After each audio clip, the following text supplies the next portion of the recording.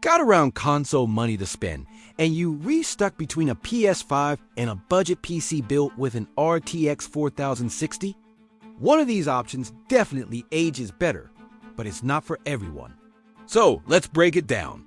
We're going to talk about real-world performance, graphics, the upgrade path, the true costs involved, and ultimately, who should pick which machine.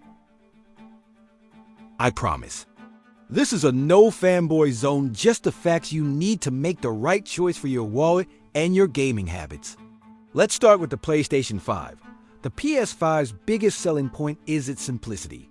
You buy it, you plug it into your TV, and you start playing. The games are optimized right out of the box. And you never have to worry about updating drivers, messing with a dozen graphic settings, or wondering if a new game will run properly. You know exactly what you're getting. For most big titles, that means a solid 60 frames per second, and in many cases, a 120 FPS performance mode is available.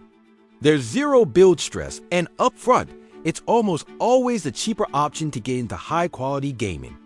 It just works, plain and simple. Now, let's look at what that same amount of money gets you with a well-planned RTX 4060 build. First off, you get a full-fledged desktop computer. That means you're not just getting a gaming machine. You're getting a workstation, a content creation tool, and your primary device for browsing, schoolwork, or anything else you do on a computer. You get the precision of a keyboard and mouse for competitive games. You gain access to a massive universe of PC-exclusive titles, mods that can completely transform your favorite games, and granular control over every single graphic setting to tailor the experience exactly how you want it. But here's the catch. Your experience is entirely dependent on how well the PC is built. It's not just about the GPU, the CPU, the RAM speed, the SSD, the power supply, and even the case's airflow. All these components work together and can make or break your performance. So how do they stack up in games? When we talk about performance and visuals, it's a fascinating comparison.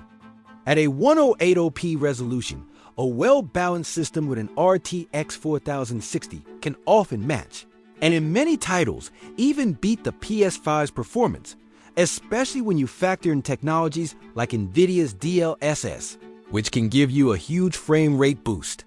The console, however, often wins in terms of sheer plug-and-play consistency. Developers spend a ton of time optimizing their games for that one specific set of hardware, which results in a super smooth, reliable experience. The PC, on the other hand, wins on raw flexibility. You can push for higher frame rates, better visual settings, or use different monitors. It's a trade-off between guaranteed optimization on the console and ultimate control on the PC. Let's talk money, because this is where things get tricky. The cost of the PS5 is pretty straightforward. You pay for the console itself, the games, and maybe an online subscription like PlayStation Plus. With a PC build, the initial cost is spread across multiple parts. You've got the 4060 GPU, the CPU, the motherboard, RAM, on SSD for storage, the power supply, and a case. Then you might need a Windows license, and if you don't already have them, a keyboard, mouse, and monitor. It looks like a lot more up front. But remember that PC is also replacing other devices. It's your work machine, your hub for school projects, your video editing rig, and your general purpose browser. When you consider that it consolidates all those functions into one box, the value proposition starts to look very different. And now for a pro tip, and this is where the PC really starts to pull ahead for long-term thinkers. The upgrade path. A console's life cycle is fixed. You buy it, you use it for 5 to 7 years, and when the next generation comes out, you have to buy an entirely new box to play the latest and greatest games. Your old console is basically done. With a well-chosen PC, your platform can evolve. If you start with a good motherboard, a solid power supply, and a decent case, you can upgrade components incrementally. A few years down the line, you can swap out just the graphics card for a massive performance boost. You can add a faster SSD or more RAM. you're not replacing the whole system. You're just upgrading the parts that matter most, saving a ton of money over time. So let's get blunt about who should buy what. You should pick the PS5 if you want a pure hassle-free gaming experience. You want to sit on the couch, turn on your system, and just play with zero tinkering. You don't care about playing with a keyboard and mouse.